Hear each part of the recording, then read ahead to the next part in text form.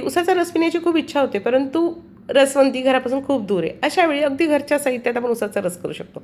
आणि खरं सांगते, हा उसाचा रस दिसतोही उसाच्या रसासारखाच, जसा रसवंती मिळतेमध्ये दिसतो तसा, आणि चवीलाही तसा लागतो. चला सुरुवात करूया. तर यासाठी मी पाऊण वाटी गूळ घेतला आहे. मी 4 ग्लास रस करते, पाऊण वाटी गूळ घेतला आहे, किसून घेतला आहे, त्यामध्ये पाणी घातलं आहे, कारण बाकी तयारीपर्यंत आपला गूळ पाण्यामध्ये विरघळेल. मी तर काळा गूळ घेतला आहे, तुमच्याकडे असेल तर पिवळा गूळ घेतला तर त्याचा रंग अजूनही चांगला येतो.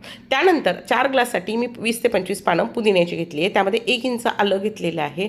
त्याचबरोबर चिमूटभर काळं मीठ घालायचं आहे आणि चिमूटभर साधं मीठसुद्धा घालायचं आहे. आणि काय करायचं आहे, यामध्ये पाणी घालायचं आहे.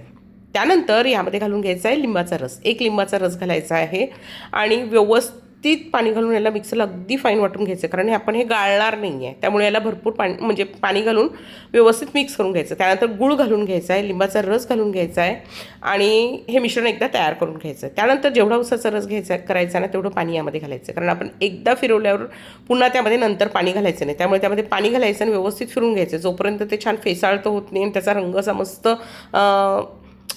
जसा उसाचा रसाचा रंग असतो ना तसा येत नाही तोपर्यंत. असं फिरून घ्यायचं, मस्त त्याला छान फेस येतो, रंगही उसाच्या रसासारखा येतो. मस्त बर्फ घातलेल्या ग्लासमध्ये हा घालायचा आणि एन्जॉय करायचा उसाचा रस.